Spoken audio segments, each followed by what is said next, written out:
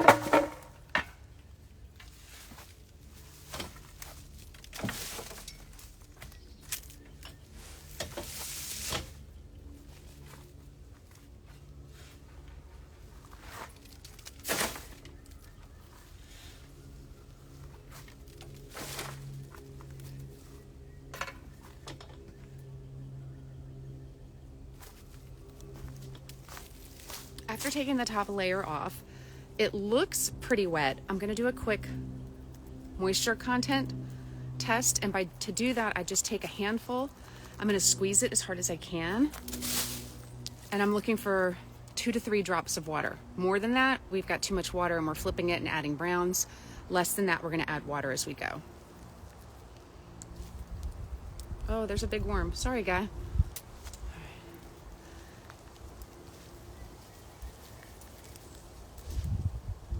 I'm not really getting much water, so I'm probably going to add some rainwater from our rain barrels as I add each layer to the pile, just to give it a little extra water.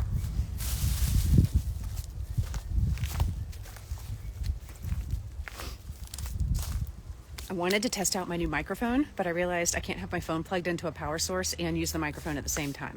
So I'm just going to keep coming over here and talking to you guys. I've got some of the current pile in the wheelbarrow. And now we're going to add the Bokashi bucket, which is a food fermentation process that uses a microbe-inoculated bran to ferment the food to let you safely compost things like dairy, cooked foods, oils, meat, raw meat, bones, all of that.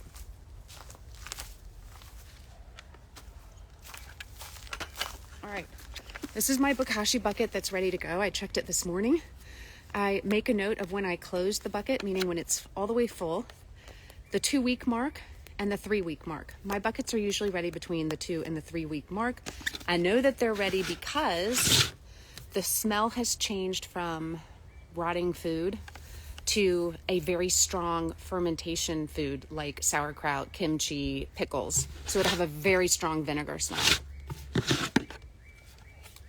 It just smells like very strong vinegar, and you can see the white mold that has formed, and that is good. So I'm going to dump it into the wheelbarrow.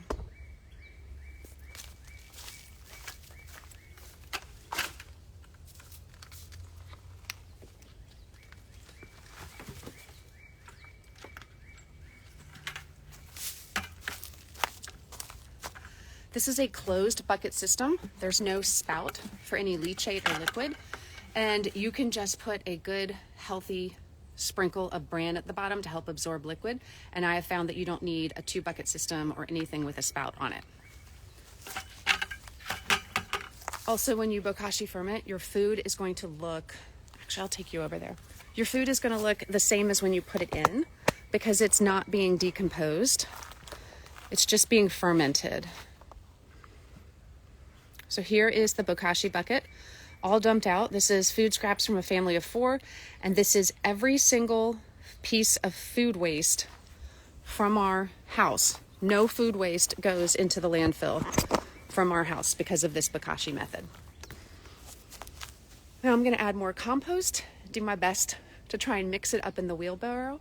And then as I flip a layer from bin, what are we in? Bin 3 into the empty bin 2, I will intersperse the layers of the pile with the layers of my Bokashi compost mixture.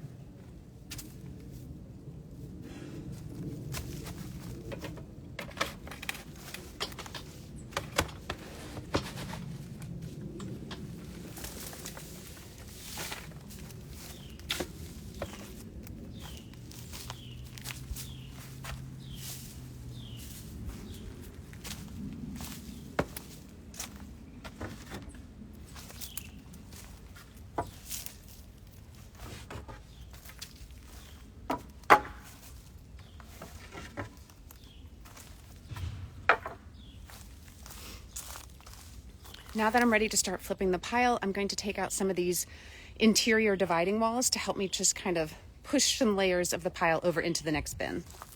Again, if you have questions, make sure to put them in the question bubble.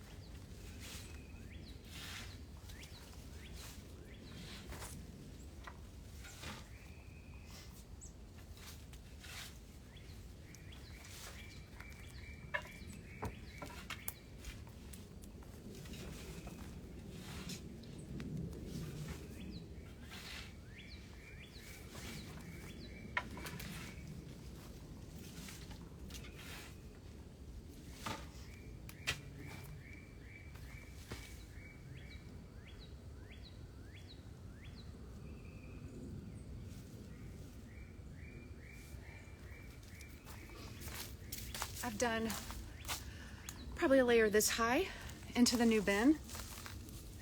And now I'm going to add rainwater. I have a hose that is hooked up to our rain barrels, which is hooked up to a pump I got off of Amazon. I have it listed in my Amazon storefront. I think it's called SureFlow, but it's not spelled the normal way.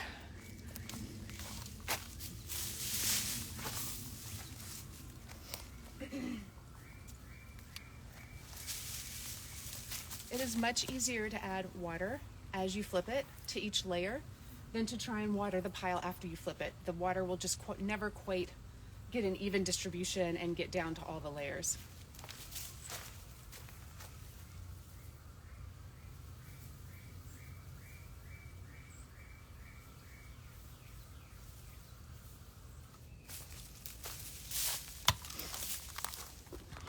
Show you what we got so far.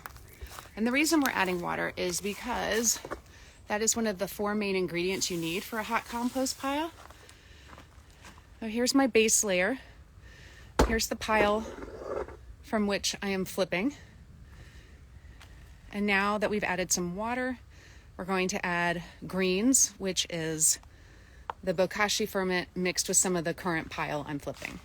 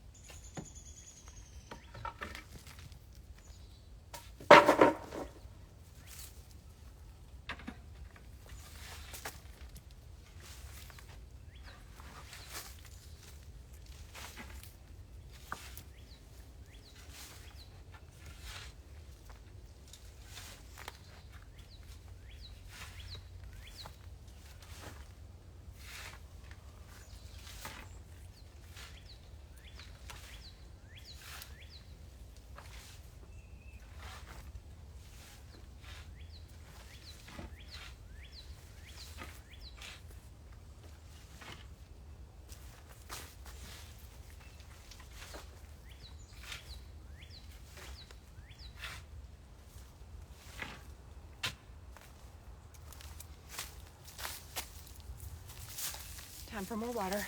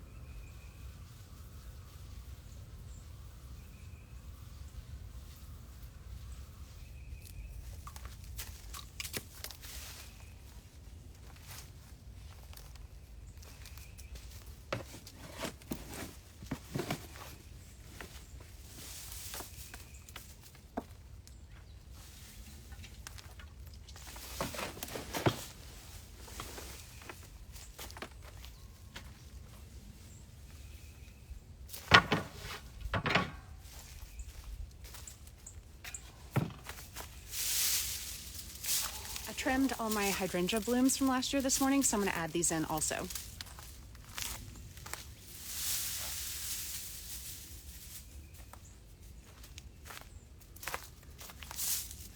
The wider the variety of your inputs, the more nutritious your compost will be.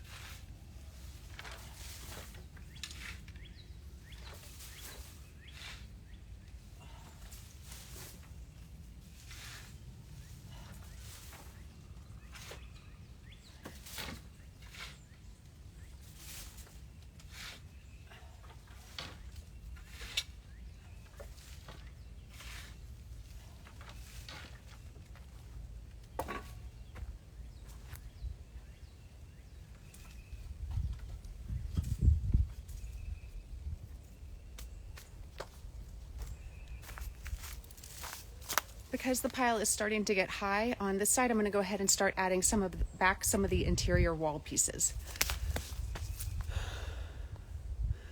Where did you find the composting bin? My husband and I built this compost bin recently in the last couple months, and I do have a link in my profile to my YouTube channel, and on that there should be a compost playlist, and the video with like all the wood we purchased, how much everything cost, and like some detailed video and photos is on YouTube. I will tell you, I've gotten some unkind, controversial comments on it, as well as very complimentary comments on it. A lot of people are wanting to know if I used pressure treated wood. Yes, I did. That is a personal choice. That is what I chose to do. The whole reason for replacing our pallet bin that we had before with the pressure treated is because we didn't want to have to keep replacing the compost bin pallets or whatever we made it out of year after year, because the whole point of compost is to decompose. So it does decompose the pallets when you make it out of a pallet bin. So this was our choice. Pressure treated wood is no longer treated with arsenic. So if that's your concern, you don't need to worry, but do your own research, decide what you want to do.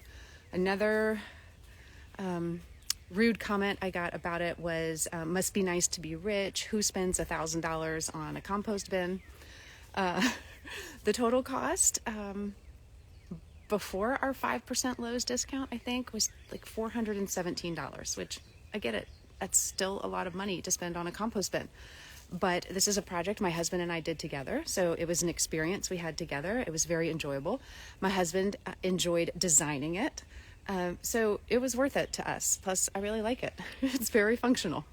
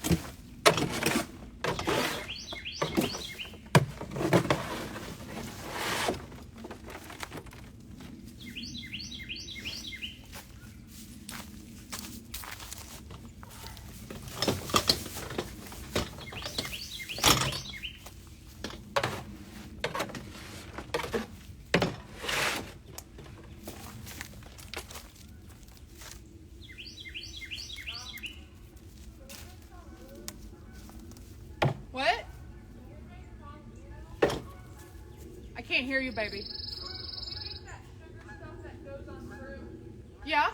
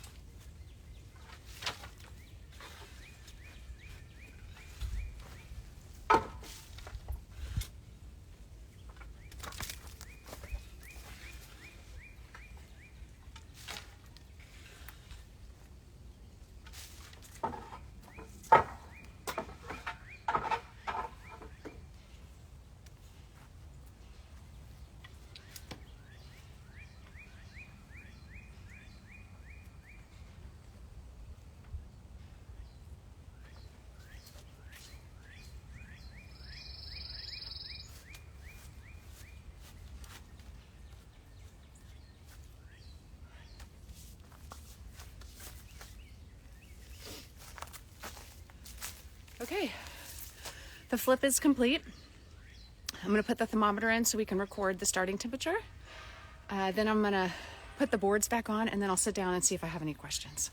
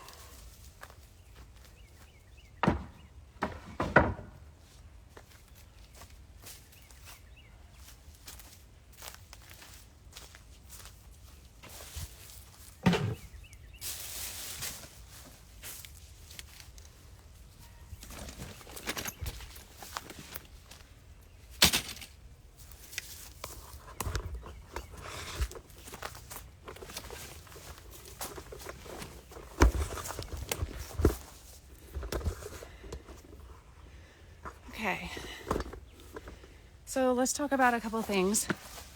I didn't tell you what the pile was made of. The pile is made of wood chips that I got for free because I used the Chip Drop website and app to get free wood chips that arborists in your area don't have to pay to dispose of. They can just drop them in your driveway. I've gotten 2 of those. They've worked out well. The first chip drop I got had what I would say is a better quality of wood chip in that the pieces were smaller, and I think the type of wood probably broke down faster.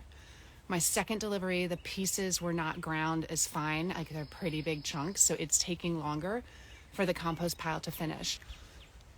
I add some shredded leaves, but the majority of the browns in my pile are wood chips.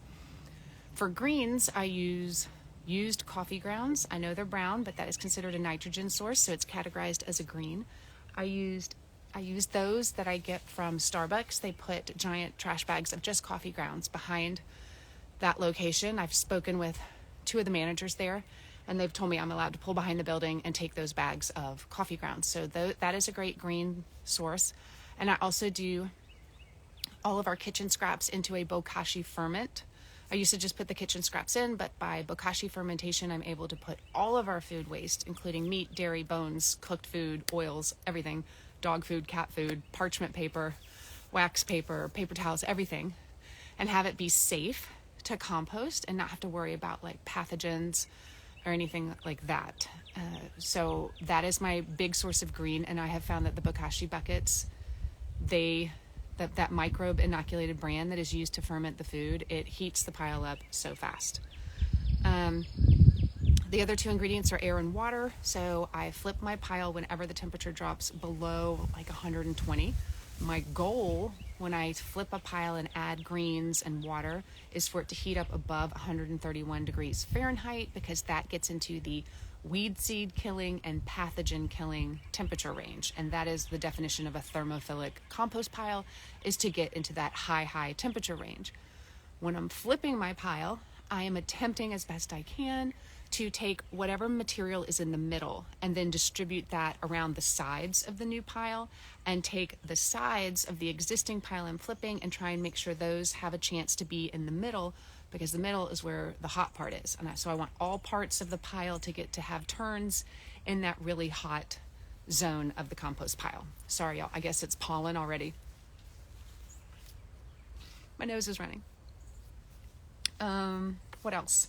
I do think if you're trying to do hot composting, that a compost thermometer is a good purchase, because it lets you know how you're doing and when you want to flip it. If a compost pile after I flip it does not heat up, then I'm going to troubleshoot it. And because, there's 4 ingredients, browns, greens, air, and water, the first thing I'm going to do is flip it, which will add air. And while I'm flipping it, I can assess, sorry, I have a dog hair like in my mouth. I'm going to assess how much water is in the pile by taking a handful and squeezing it. I want 2 to 3 drops of water. That's ideal. I prefer to add rainwater to my pile because it does not have chlorine. It has a natural source of nitrogen. Adding greens to a heavily brown, carbon-heavy pile like mine are with all wood chips helps it heat up also. Hey, Anna. I'm going to scroll back and see if there's any questions in the comments. I'm not seeing any questions in the question bubble, which is a great place to put them so that they don't get missed. But I think I've probably covered the majority of the things, if you're new to hot composting, that you might ask. That dog hair is still there. Sorry.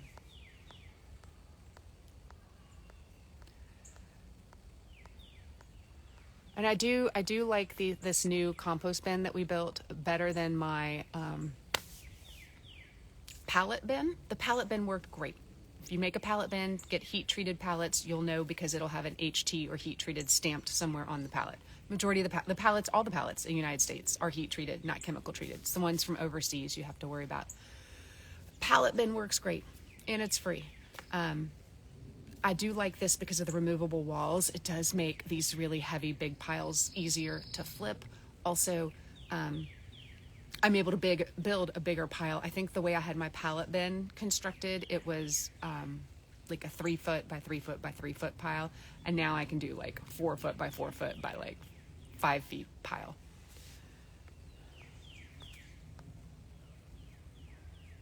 How often do I mix from one bin to the other? It changes, it varies. I'm not on a strict schedule, and it's basically when the pile is cooling down.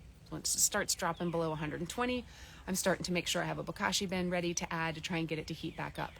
Now, I think some people will disagree with my method of hot composting, because technically, when you're doing a thermophilic compost pile, you should have all of your ingredients gathered in the beginning. You should build and create the pile, add water as you go, and then it should heat up within 72 hours above 131. And then the only time you flip it is when it starts cooling down, and it should heat back up on its own. I have never been able to do that, so this is what has been working for me. I do test my compost before I put it in my beds or plant anything in it, just to make sure it's completely cooled down and ready to use. But I do continuously add greens. I find I need to add water and flip it to add air. The reason I have 3 bins is because in one bin, I can always have 2 piles going. So there's always an open bin and then 2 piles. So both piles can be flipped if I want them to, then back. But if I have a pile that's ready to sit and what's called cure, it can hang out in a bin, and then I can still keep flipping this one pile back and forth between the empty bin and the bin that it's in. So that's why I have 3 bins, because I always have 2 piles either actively going or one sitting and curing. So let's talk about what sitting and curing means. Once your pile stops heating up, like nothing you do is getting it to heat up, plus it's starting to look like finished compost. Your senses will tell you when your compost is ready. It will look like finished compost. So it'll look like fluffy, brown, not black soil. It'll smell like forest earth, and it'll feel like good soil. There won't be a ton of giant chunks, and it won't be slimy. There will still always be big pieces. So if you want, you can be extra and you can make a compost sifter and sift your compost before you add it to your beds, which is what I like to do. It's more of an aesthetic than anything else.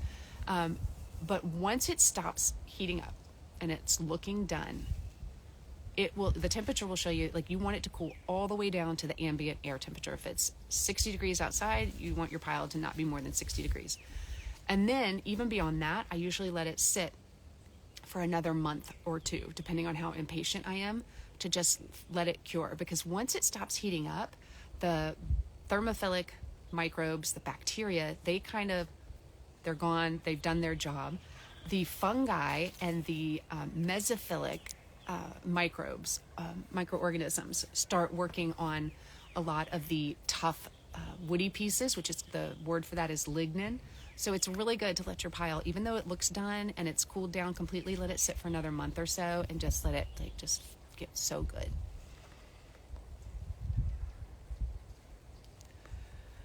How long does it take for everything to break down is a question in the bubble. That is really hard because it depends. It depends on your inputs. It depends on how often you're flipping it. It depends on if you're getting it in the right temperature range. I would say during the warm part of the year, so that we're not fighting with Mother Nature in terms of temperature, because if the microbes get below like 40, they're unhappy, they slow down, they stop doing their job. But just remember, it's not the outside air temperature or the sun that's heating your pile up, it's the microorganisms inside your pile that's making it hot, not the temperature, not the sun. But it helps to not be freezing outside. I would say the fastest I can have a pile ready and let it sit and cure for at least a month is 3 months total. So I could have a pile that has good small wood chips, go through the composting process in 2 months and let it sit for a month and be ready to use in like 3 months.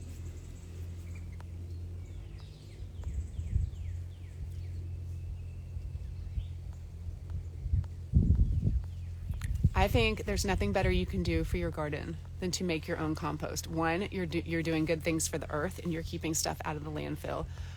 2, you're making something that you can be 100% confident in terms of like what went in, so you know what's coming out. It's the best thing you can do for your garden. Plus, it's a great sense of accomplishment and just taking care of the earth and taking care of your soil. If you purchase compost, there's nothing wrong with that, but you just have to be wary. Don't eat that bug. Don't. There are, companies have had issues where they've had herbicide contamination, and then you add it to your garden, and good luck growing in that. You're so lucky those leaves got to the brown stuff. I don't use a ton of leaves in my pile. I actually rake up my fall leaves that are on just the lawn, because the lawnmower is going to rip them up anyway. All the leaves that are in the natural areas of our yard, they stay. But the ones that are on the grass that'll get chewed up by the lawnmower anyway, I will rake them up and then I shred them, and then I top dress my bed with those. So I don't typically use a lot of leaves in my compost pile. I use the wood chips. What do you do with your final compost? can't get into the question bubble to ask there. Real quick, if you don't see the question bubble, a lot of times there is something that lets you, like 3 dots or, I don't know, something, a plus mark that lets you expand your options along the bottom of the screen, and then the question bubble should appear. I wish they would have the question bubble front and center. What do I do with my final compost? I top dress my beds every fall and every spring. The beds get 1 to 2 inches of compost just added to the top layer of the soil. I don't till it in. I let Mother Nature slowly rain on it and have all those microorganisms in that soil food web filter down to the root zone, which is known as the rhizosphere. I let that happen, which can take up to 6 months. So if you want a faster fix and you don't have a lot of compost, you can make a compost tea and then do a soil drench. So you make your compost tea, and then you've got, a little bit goes a long way. Also, it only takes a little bit of compost to make tea. And then you can pour that compost tea at the base of your plants, and then that compost tea is automatically filtering down into the root zone if you want a faster bang for your buck. Okay, I'm not seeing any more questions. One thing we'll do before I hop off is we will check the temperature so we can record what it's starting at. And then in my stories, what time is it? 5:30. Okay, so 5:30 tomorrow, we're going to check it and see what it is at the 24-hour mark. And then we'll do that every 24 hours until we hit the 72-hour mark.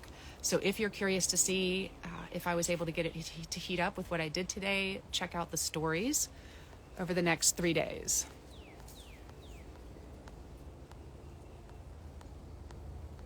And I'm not seeing any more comment. How do you test? Oh, Anna, to test it, I just put some in a pot in a solo cup with holes and plant radish or pea seeds in it. And if those seeds germinate, and then if the plants look healthy, there's no yellowing, there's no stunted growth, there's no stippling, there's no curling of the leaves. If the plants look healthy, then I know the compost is good. It's not going to burn my plants because it's still hot. That is how I test it. I just plant a seed that is fast growing and fast germinating, which I like radishes and peas the best for that. So recently so I don't have any finished compost right now, which is annoying to me. I got a bag of soil cube compost, and I tested it before using it. And I used Rambo radish seeds, which are purple, and they germinated great and they looked super healthy. So I felt confident using that purchased compost to fill my grow bags, because I don't have enough room for all the peppers I started. So my driveway is going to have like a grow bag pepper bonanza going on. Sorry, I don't know this, but wood chips. Yes, I use wood chips from like when an arborist cuts down trees and they shred the wood chips. That's what I use as my carbon or my brown source in my compost pile. Anna, you didn't have to buy a badge, but thank you. Okay, let's go check the temperature. Unplug you guys and see what we're going to start at. Now, I did use cold rainwater.